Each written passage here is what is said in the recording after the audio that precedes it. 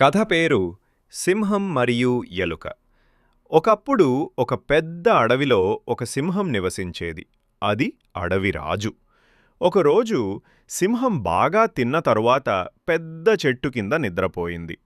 అప్పుడే అక్కడ ఒక చిన్న ఎలుక వచ్చింది. ఆటపాటలో అది సింహం మీదికి ఎక్కి దాని ముఖం మీద నడుస్తూ ఆడసాగింది. సింహము ఒక్కసారిగా లేచి ఎలుకను తన పంజాలో పట్టుకుంది. సింహం గర్జించింది, "నా నిద్రను భంగం చేసిన ధైర్యం ఎవరిది?" భయంతో వణికిన ఎలుక వేడుకుంది, "రాజా, క్షమించండి, నన్ను వదిలేయండి. ఒకరోజు నేను మీకు సహాయం చేస్తాను." సింహం నవ్వి, "హహహ, నువ్వు నాకేలా సహాయం చేస్తావు చిన్న ఎలుక?"